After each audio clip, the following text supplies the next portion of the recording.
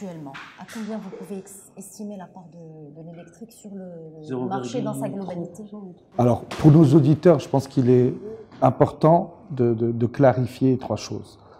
D'abord, est-ce qu'on parle d'électrique? Est-ce qu'on parle de plug-in hybride? Ou est-ce qu'on parle de solutions hybrides telles qu'il existait avant et qu'il existe encore aujourd'hui? La part de ces trois modèles, de ces trois technologies, pardon, c'est 4% du total marché, avec des acteurs qui ne sont plus que hybrides automatiquement rechargeables par moteur. Ensuite, on a depuis 2-3 ans une offre plug-in hybride. C'est la technologie choisie par la plupart des nouveaux constructeurs qui se sont mis à l'hybride, notamment Porsche, Audi, Volkswagen qui arrivent, etc. Et ensuite, on a l'électrique pur, 100%. Il faut savoir que dans le plug-in hybride, on est pendant 50 à 100 km en fonction des 100% électrique. Ce qui suffit totalement à être électrique quand on est en milieu urbain. Aujourd'hui, personne ne fait en moyenne, au Maroc, on fait 17 000 km par an et on fait moins de 13 km par jour. C'est la moyenne. Donc, en réalité, le plug-in hybride, on est dans l'électrique, dans la quasi-totale, à part quand on se déplace au dehors de l'urbain. Donc ça, il faut déjà être très clair. Le plug-in hybride, c'est d'abord de l'électrique associé à un thermique en deuxième. D'ailleurs, c'est pour ça qu'il est assez cher, parce qu'on a deux moteurs, deux technologies embarquées. Et c'est différent de l'hybride tel qu'on le connaissait avec les lancements des premiers véhicules. Et ensuite, le full électrique, c'est ce qu'on a lancé, le e-tron, le Q8 e-tron. Là, on est full électrique, il n'y a pas de thermique, et celui-là représente à peine, même pas 1%. Toutes les études qu'on a fait avec les VAM, pronostic, personne n'a de boule de cristal, Zama, avec la plus grande humilité possible. Zama, si on le savait, je pense que je serais pas là, pas que je vous aime pas, ni que le Maroc est trop petit, c'est que je serais peut-être en Californie en train d'inventer la nouvelle voiture électrique après Tesla. Zama, je conçois très... Mais on pense, les études montrent qu'on sera au Maroc entre 10 et 35% d'électrique à partir de 2035. 2030, 2035, c'est, voilà. Aujourd'hui, c'est l'appréciation. En tout cas, il y a de plus en plus d'offres électriques pures. Ça va se démocratiser à partir de 2025. C'est déjà un petit peu le cas, avec des marques asiatiques, avec Dacia déjà. Dacia, la Spring, puisque vous la citez, d'autres marques. Le groupe Volkswagen, qui est très très bien, qui investit massivement. Je parle de l'ID2, ID4, l'ID Buzz pour la marque Volkswagen. Chez nous, on est un peu en retard à ce niveau-là. Je ne sais pas pourquoi, mais... Parce qu'ils ont privilégié les marchés européens. Il faut savoir que dans les marchés européens, ils ont une taxe à la fin de l'année. S'ils dépassent plus de 100 mg d'émissions carbone, tout modèle confondu, ils payent une pénalité qui est énorme. 150 millions, 200 millions d'euros de pénalité. Donc, ils ont destiné, en plus en temps de pénurie, les modèles à l'Europe, mais aussi il n'y a pas de demande au Maroc. On n'a pas les infrastructures. En France, je ne vais pas citer pas la France, mais en Norvège, 50% de l'offre, elle est électrique. 80%, ça fait 20% du parc, mais 80% aujourd'hui des ventes se font quasiment en hybride et plug-in hybride. En France, ils ont dépassé la 100 millième borne de recharge.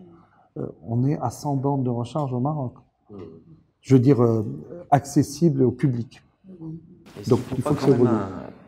Pour tout ça, il ne faut pas quand même un changement radical de réglementation, il ne faut pas tout revoir. C'est ça, la réglementation, les incentives, on n'en a pas parlé. Alors, on est allé voir l'ensemble des acteurs ministériels, gouvernementaux, tout. Honnêtement, je vais vous dire, ils ont déjà fait un effort en mettant une taxe de luxe que sur, bien avant l'heure, hein, taxe de luxe que sur le thermique. Je ne vais pas dire que je suis content. À l'époque de la COP22, donc c'est un peu... Ensuite, dans un package. Oui, exactement. Donc, ce qui fait qu'il n'y a pas de taxe de luxe, il n'y a pas de vignette sur l'hybride et sur le... C'est des incitations. Voilà. Maintenant, le gouvernement a d'autres priorités, et je le comprends. déjà gérer la hausse des carburants par rapport aux transporteurs. Vous avez vu cet été. Il y a aussi tout le développement du Maroc sur les offres pétrolifères, le gaz, l'hydrogène vert. Ça va venir, je suis confiant. On a des interlocuteurs qui sont pratiques, à l'écoute. On les a tous rencontrés. D'ailleurs, je voudrais les remercier de nous avoir reçus. Ils ont d'autres priorités, je le comprends, honnêtement. Maintenant, aussi le secteur privé, dans son écosystème, que ce soit les grands acteurs hydrocarbures, que ce soit les VAM, que ce soit la PIM, etc., on a un effort, et c'est ce qu'on est en train de construire, à trouver la bonne formule, le bon écosystème pour tout le monde, pour offrir une offre d'abord accessible et durable.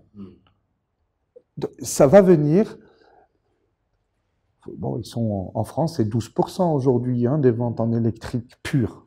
Donc, on est à 1%. Bon, ça va arriver, mais c'est plus cher. Le problème, c'est que l'offre est plus chère. On parlait la dernière fois avec une de mes collègues, justement, du SAV, du après l'électrique. C'est-à-dire, l'électrique, c'est comme un téléphone portable. Mais après, on le jette. On ne peut pas le recycler. Est-ce que c'est le cas? Parce que avant, avec les voitures thermiques, on reprenait, on enlevait. Enfin, est-ce que c'est la même chose? Ou est-ce que c'est des voitures entre guillemets jetables? Est-ce que la voiture, quand elle est endommagée, est-elle réparable? Ah oui, d'abord, elle est très secure. Ce qu'il faut bien savoir, c'est que la batterie sur mon Nitron, je la connais par cœur, elle fait plus de 600 kg, elle est haute de 17 cm, c'est une centrale thermique. Ensuite, on peut la réparer par module, la batterie. On récupère aujourd'hui, et c'est une des filières qu'on peut créer au Maroc s'il y a l'usine de batterie qui va venir, de récupération de tous les métaux précieux ou rares qui existent dans la batterie. Et alors il y a une technologie, il faut l'apprendre. Nous, on a envoyé beaucoup de mécaniciens, de techniciens à Dubaï, parce que c'est Porsche est là-bas, le centre de formation est là-bas, pour être certifiés. Pas tout le monde peut venir et travailler sur une batterie. D'abord, c'est dangereux, il y a un risque d'incendie, un risque d'électrocution, donc ça, on y veille énormément. Personne ne peut pas. Mais ça va se démocratiser. Et deuxièmement, c'est du plug and play. On prend la batterie, on prend un module, on le change. Je vulgarise beaucoup. Et ensuite, c'est dans un coffre qui est, quand vous avez un choc, au contraire, c'est très solide, parce que ça fait tout le châssis de la voiture. Donc, on peut remplacer une batterie par une autre? Oui, quand il y a modules, on remplace par des modules. Comme votre téléphone portable. Et donc, on enlève le truc. Les pièces sont disponibles? Oui, les pièces sont disponibles, on les transporte. Aujourd'hui, de toutes les façons, on n'aurait pas lancé l'offre au Maroc si j'avais le moindre doute de la capacité à servir la voiture.